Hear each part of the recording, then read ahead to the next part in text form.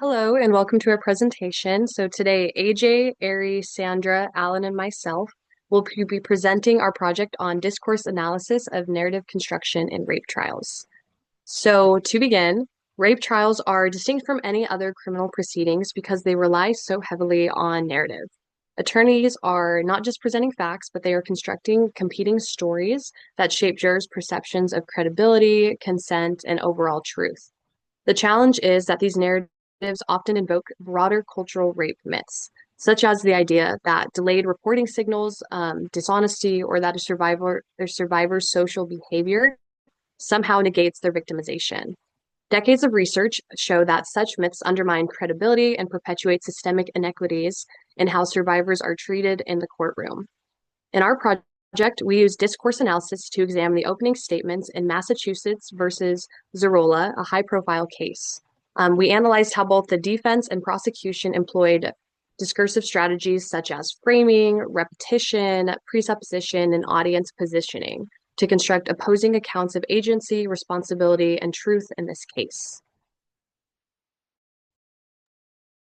Yes, so as stated, our study and our methodology is guided by discourse analysis. At its core, discourse analysis is the study of language in all its forms, whether it be spoken, written, or signed, and it's always situated within social context where it is used. Rather than treating words as isolated units, it examines how language shifts across dialects, genres, and registers, and more importantly, how language both shapes the world around it and is in turn shaped by the world. In the study, this particular study, the discourse we are examining is between the attorneys, both defense and prosecution, and how every word influences and persuades the jury. As stated, this project, we selected the case Massachusetts versus Gary Zerola, 2023. We focused on the opening statements of both the defense and the prosecution. With our methodology, we first transcribed the videos using Otter AI. Then, to ensure precision and to capture the subtle differences, we manually reviewed and corrected those transcripts.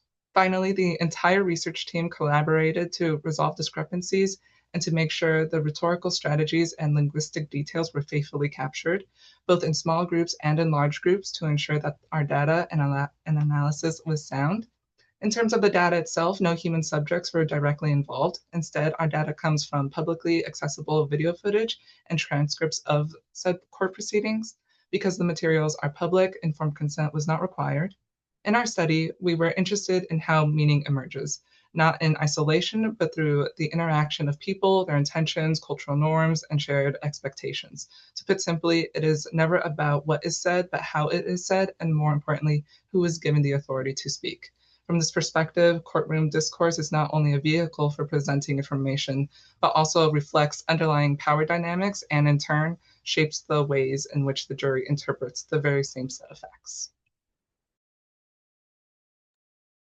So building off of what Sandra said, we use discourse analysis, and part of that is starting looking at your data with certain assumptions, and that's usually based on kind of the literature review that we looked at and the power dynamics that are kind of going on in our world related to this topic. So as we read the transcript and worked together, we developed these analytical lenses that were basically patterns that we noticed through the transcripts that helped us orient to some of those tactics and discursive tools that the attorneys used to develop the narrative. So we have several here that we used, and in our results section on our poster, we selected kind of the most salient ones, but in our paper, we kind of discussed all of the ones that we noticed.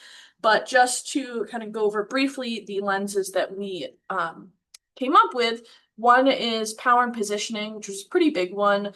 This essentially is looking at who is framed as active and versus passive, who is granted agency in the kind of as attorneys talk about the event that happened. The next one is repetition and emphasis. Kind of as it seems, phrases were repeated to create rhythm, engagement, urgency, a sense of authority. The next, framing, basically what is highlighted versus minimized. So what information is kept in the opening statement, what isn't, and kind of comparing the two to kind of see how that shapes the narrative. Presupposition, so that's assuming what they're presenting is already true and they're not arguing that. It's really kind of a sense of power that they're asserting to what they're saying, that this is already true and I'm not arguing it. Contrast and juxtaposition, so this is framing things as really black and white, binaries, this is true, that is not true, and that plays into some of the other lenses as well. Audience positioning, basically the attorneys play into the jurors and kind of recruit them into their statement, which we'll talk about in a little bit, but that engages them and maybe gets the jurors to listen more intently, things like that. And then lastly, temporal framing. So that's using time, specifically as an example, like delays in reporting to question or bolster credibility. So for example, if someone waits a very long time to report a crime, are they credible or are they not?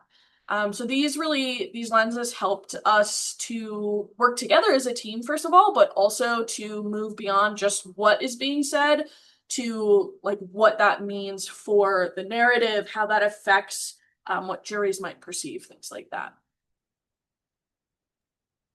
So, for the defense opening statement, the four most prominent lenses that we decided to focus on are going to be first temporal framing, so kind of what AJ just spoke about, using timing as a tactic to see is like who is the criminal, is this a true crime, like what happened. So for example, delayed reporting being used and focused on as a way to cast dishonesty. So within the defense analysis or the defense opening statement, they made statements like, you'll hear 2 days later, 2 days after what happened, 2 days now during that time period we don't know what happened, things like that. Or something like the story morphs and changes. The defense is trying to use these statements here to cast doubt on the victim and her credibility.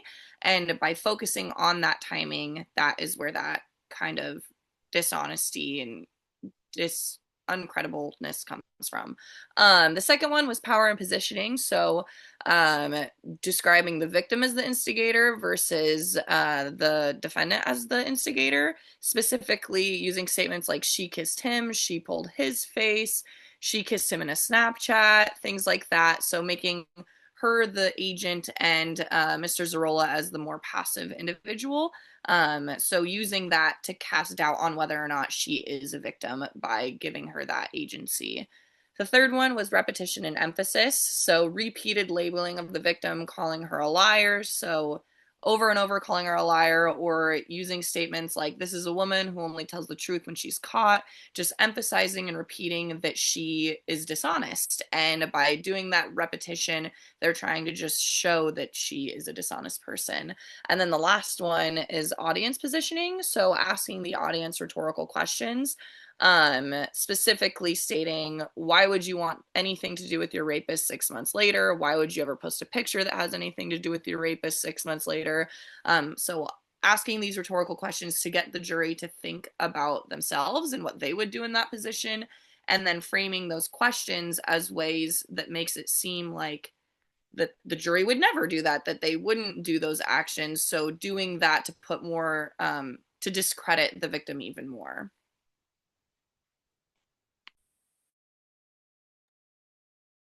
Following up with what Ari talked about with the defense opening statement, the prosecution's opening statement had an explicit goal of proving guilt.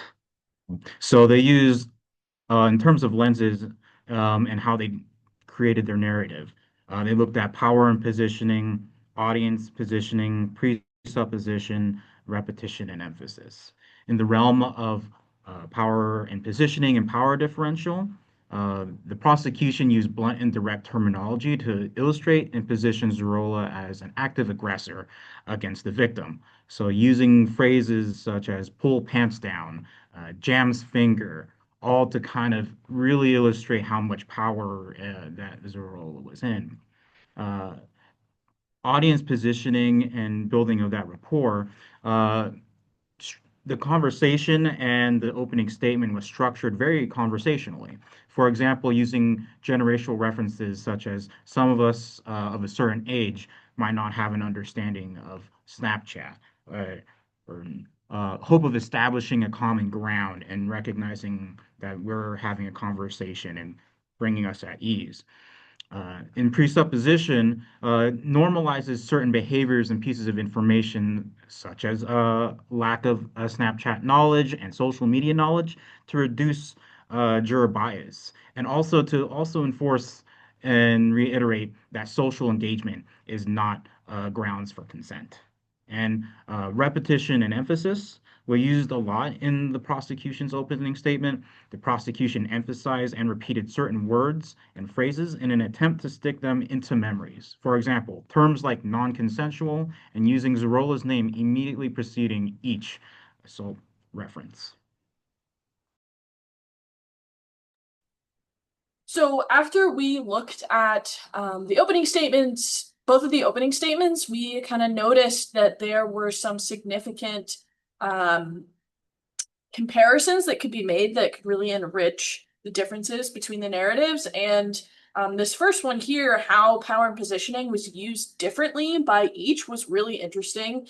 The defense was obviously doing everything they could to have the jury see the defendant as not guilty. I mean, that's their job. So the defense was using some of the things we talked about earlier, like power and positioning from what Ari was talking about, saying things like she kissed him, she pulled his face. Whereas you notice in prosecution, when they're talking even about the same fact, like that they did take pictures together, they did, engage in physical contact outside of the crime that they're alleging. The prosecution uses like the pronouns they, like insinuating both of them had agency in that situation, whereas the defense was saying she had agency in that situation. So just even the use of pronouns and how you're pulling information can really affect who is seen as having agency. So that's that kind of power and positioning piece. Then that really leads into like, who is the victim in this case? That's not always a goal of attorneys, to really say like the victim is not the victim or the defense is actually the victim. But in this case, the defense, the way that they talked about and framed his agency, really portrayed him as a victim of the actual victim's behavior in the case. So that the victim was kind of the sexual aggressor.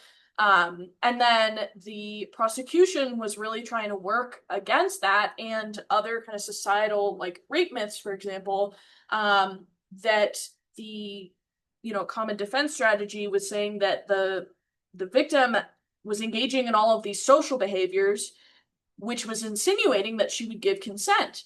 But the prosecution was really working against that, like what Alan said, that even if she flirted, even if she engaged in certain social behaviors, that really does not insinuate consent and doesn't minimize what she experienced. So then at the end of this, there's these, the prosecution and defense have developed these competing truths. I mean, they're really trying to frame their set of, their narrative as the truth instead of, and then the jury is trying to reconcile these two incompatible narratives and having to decide which one is the real truth. So it really matters kind of how the jury is experiencing these narratives. So within this process, as we mentioned earlier, for discourse analysis, it's part of discourse analysis is coming into projects with assumptions that you already have about a certain topic. And with that, it is very important to check in on yourself, reflect on yourself and your own biases. And so we engaged in this reflexivity and discovered that quite a few of us had different backgrounds in working with people who have been victimized by sexual assault before, intimate partner violence, working within the legal system as a whole, and that background shaped certain individuals' sensitivity to credibility and power. So it was really important to repeatedly check in on that and just to be aware that we may have these biases that are present. And we also found that a lot of really strong emotions came up while we were looking over the transcripts. And first off, through transcribing, through the analysis. So it required a lot of self-monitoring, stepping away from the transcripts, taking breaks often, just checking in with yourself to make sure that you had, like, that we had the most sound mind to engage back into analysis.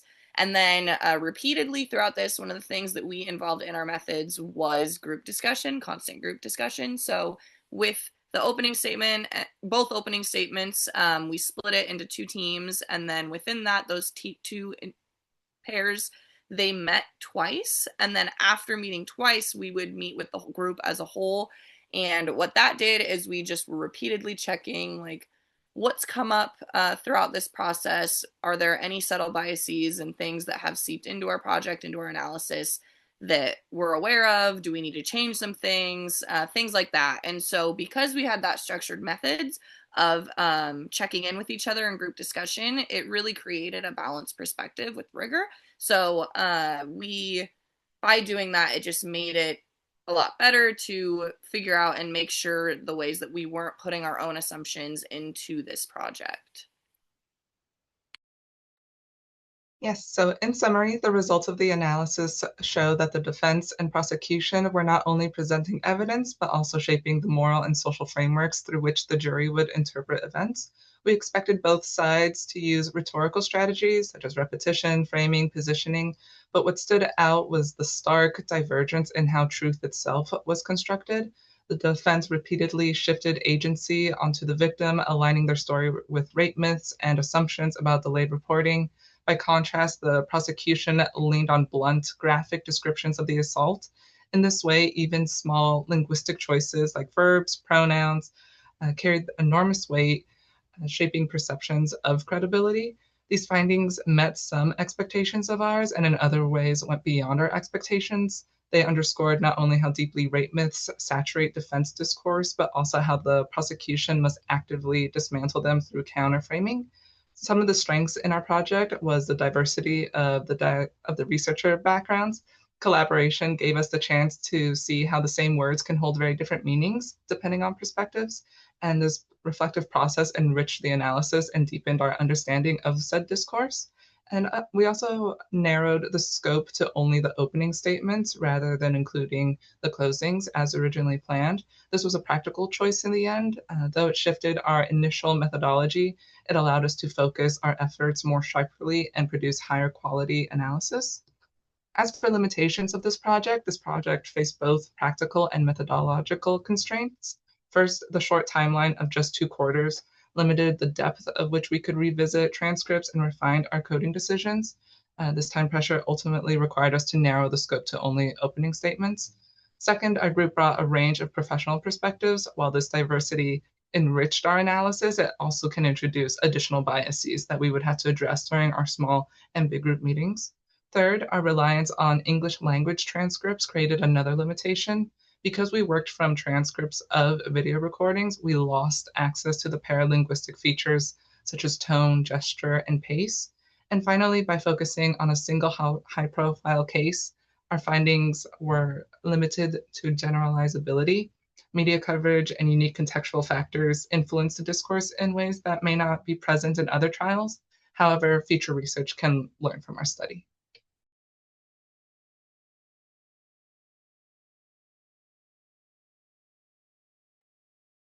So moving forward and looking at the future directions, one key step is to expand the analysis across more rape trials to see if strategies were identified in those cases as well, like casting delayed reporting as dishonesty, or the way that they are framed socially as being a behavior of consent.